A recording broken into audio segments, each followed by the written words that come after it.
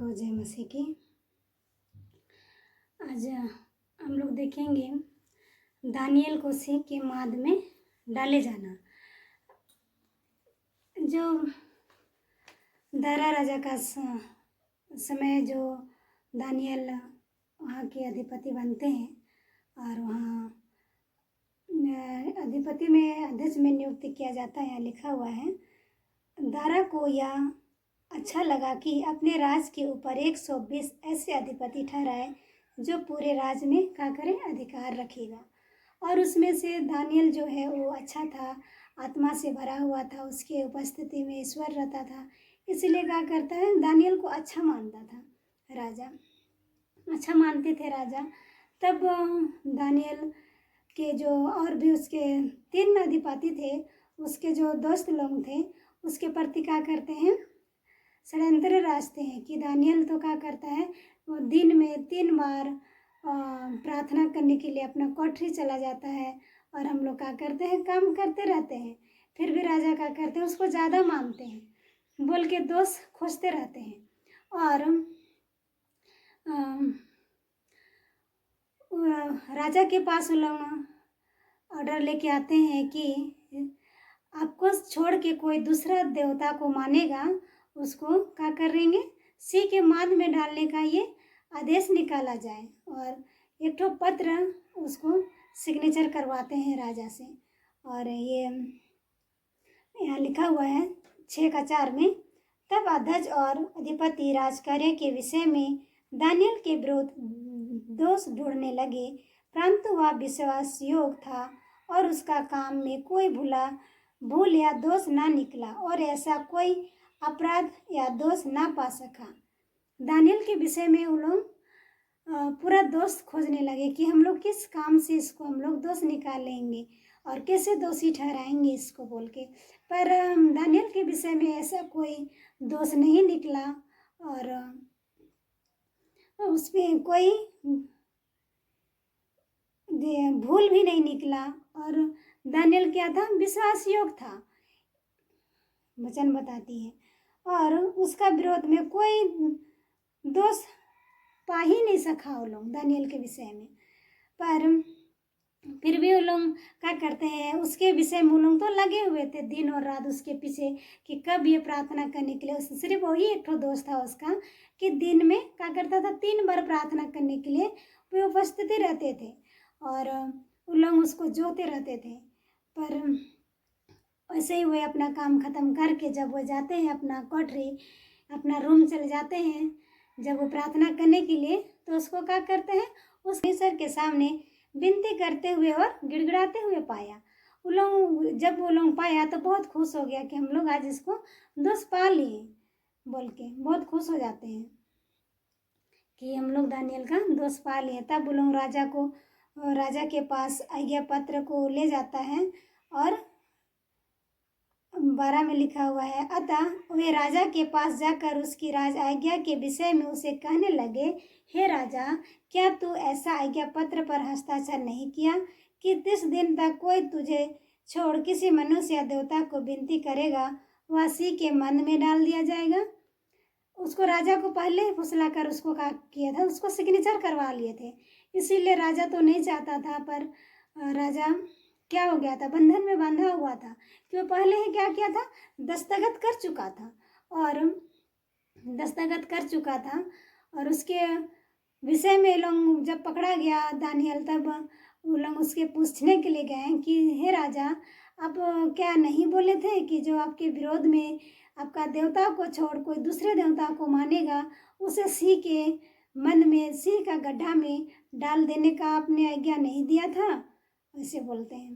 तब उन लोगों का बात को राजा मान लेता है, पर अंदर ही अंदर क्या करता है, राजा अफसोस करता है कि दानियल को इन लोग सी के मन में डालेगा बोल के। पर आज्ञा पत्र में वो क्या किया था, सिग्नेचर कर चुका था, दस्तखत कर चुके थे राजा।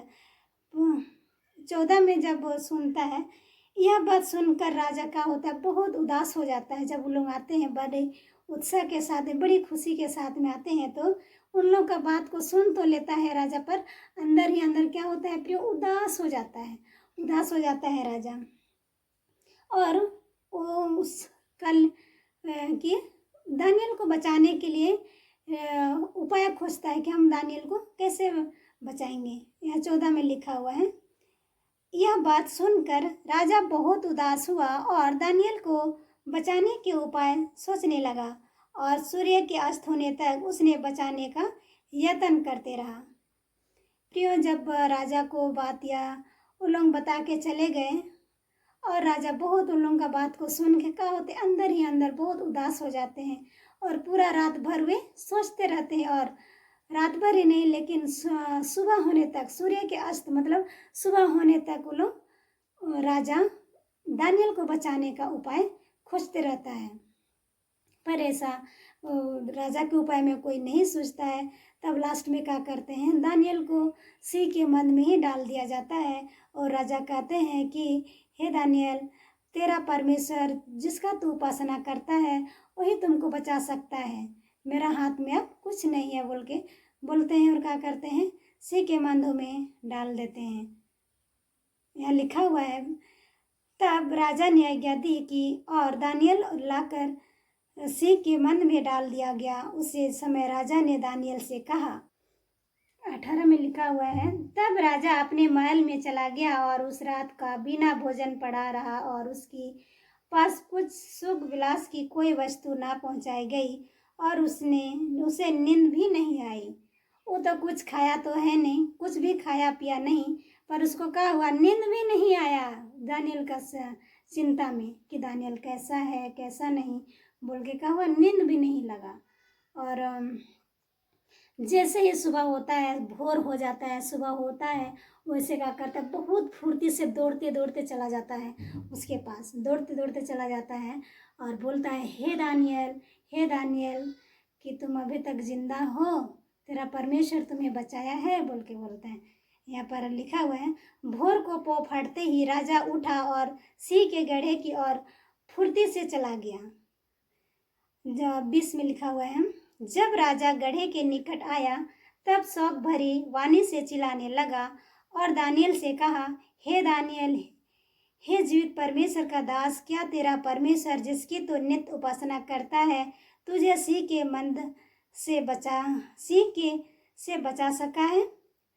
तब दानियल क्या उत्तर देता है, हे राजा, तू युग युग तक जीवित रहे बोलता है। क्या बोलता है, तो बहुत दिनों तक तो जीवित रहे, युग युग तक जीवित रहे बोल के।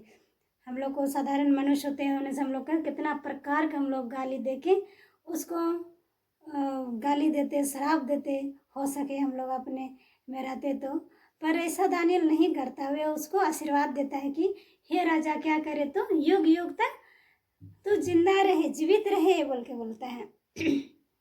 और उसको दानियल को निकाल लेता है, वहाँ से निकाल लिया जाता है। और उसके बाद में राजा का मन क्या होता है, पलट जाता है और बदल जाता है। उसके बाद में क्या करते हैं, दानियल के विषय में जो लोग चुगली किए थे उसको क्या किया जाए, उसका बाल बच्चा पत्नी समेत सिंह के मंद में क्या किया जाए, डाल दिया जाए।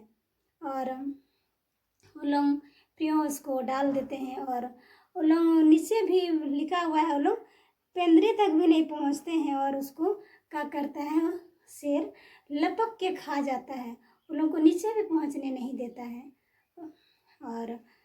और राजा सब उसका देश जितना दूर तक था उतना दूर का करते हैं, ढिंढोरा पिटवाते हैं।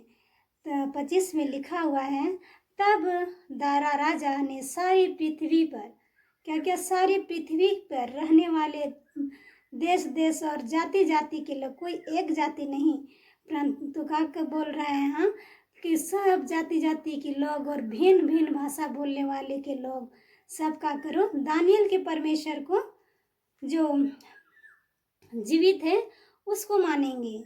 और 27 में लिखा हुआ है, जिसने दानियल के सिंहों से बचाया है वही बचाने और छुड़ाने वाला और स्वर्ग और पृथ्वी पर चिन्ह और चमत्कार का प्रकट करने वाला है।